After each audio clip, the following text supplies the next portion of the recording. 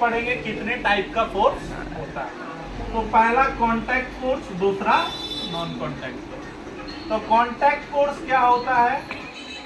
तो contact force बच्चों आप नाम से ही समझ सकते हैं। कांटेक्ट मतलब जहां पे दो बॉडी के बीच में कांटेक्ट हो, जहां दो बॉडी के बीच में एक्चुअल फिजिकल टच हो। क्लियर है? जैसे कि अगर हम एक स्प्रिंग को टान रहे हैं, एक स्प्रिंग को टान रहे हैं, तो वहां पे क्या है? कांटेक्ट है। क्लियर है? तो वो एक तरह का कांटेक्ट फोर्स हो गया। क्या हो गया? कांटेक्ट फोर्स हो गया। और क्या क्या कांटेक्ट फोर्स हो सकता है? अगर हम एक मान लीजिए स्ट्रिंग को टान रहे हैं, किसी सूता को टान रहे हैं, बॉब को लटकाए हुए उसमें, वो भी एक तरह का क्या हो गया? Contact force. क्लियर है?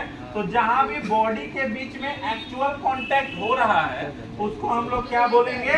Contact force. और दूसरे तरह का फोर्स क्या है? Non contact force. क्या है? Non contact force.